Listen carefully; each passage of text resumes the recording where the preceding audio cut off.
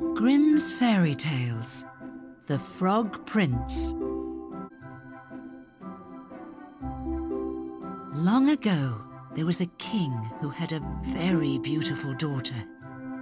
She was so beautiful, she even dazzled the sun. Sometimes when the weather was warm, the princess went out in the forest and sat by a cool, deep pond. One day, she was playing with her favorite golden ball when it slipped out of her hands and sank into the water. The beautiful princess started to wail and cry. "Whatever is the matter?" croaked a voice behind her.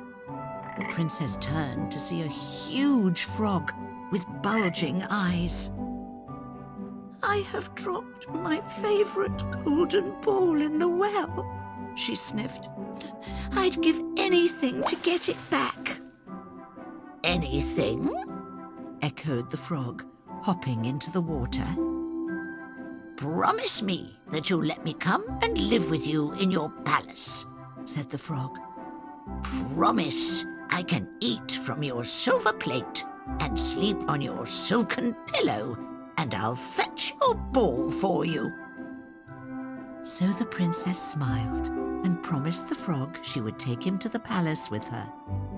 But she had no intention of keeping her promise. The frog dived down to the bottom of the pond and surfaced with the golden ball. The princess took the ball and started to run away. "Wait for me!" cried the frog. But the princess didn't listen. She just kept on running and running until she reached her father's palace.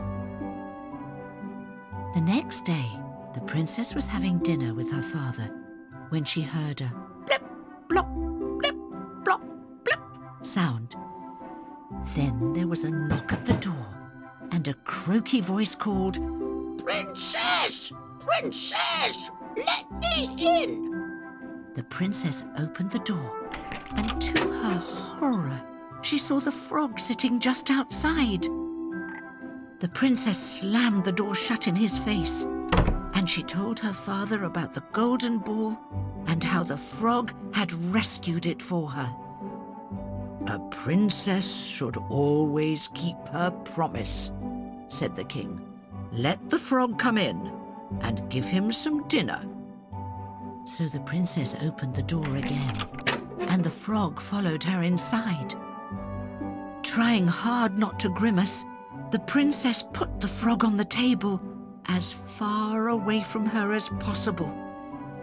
"Bring your plate closer so we can eat together," said the frog. He licked at her food with his tongue and drank milk from her goblet. The princess was so disgusted that she could hardly touch anything. At last the frog said, "Thank you for that excellent meal. Now take me upstairs to your bed so that I can sleep." When the princess heard this, she began to cry. But her father grew angry and said, "You should be grateful to anyone who's helped you in your hour of need. Take the frog up to your room and let him sleep in peace." The princess picked up the frog and, holding him at arm's length, took him up to her bedroom. "Now give me a kiss," said the frog. The princess was horrified. "If you do not kiss me," said the frog, "I shall tell the king. He won't be pleased when I say you have gone back on your word." The princess didn't want to get into further trouble with the king, so she agreed. All at once there was a blinding flash of light, and the frog turned into a prince. The prince told the princess how a horrible witch had put a curse on him, and how she, the princess, had broken the curse with her kiss. At dawn the next day, a beautiful carriage came to fetch the prince and take him back to his kingdom. At the rear of the coach stood Henry, the prince's most loyal servant. Poor Henry had been very upset when the witch turned his prince into a frog. He was so upset that the doctor had put 3 iron bands around his heart to keep it from breaking with sorrow. The princess asked her father if she might marry the prince, and he agreed.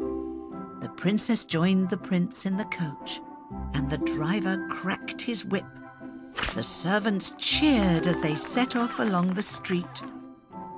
When the coach was some distance from the palace, the prince heard a loud crack. "Henry," he called, "is the carriage falling apart?" "No, your majesty," replied Henry.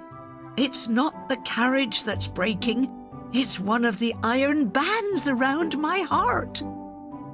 There was another crack and another. Henry yelled with joy, for at last all 3 bands had fallen from his heart. Now Henry was free to celebrate the return of his prince with the princess. The wedding festivities soon began, and Henry was overjoyed to see his master marry the beautiful princess.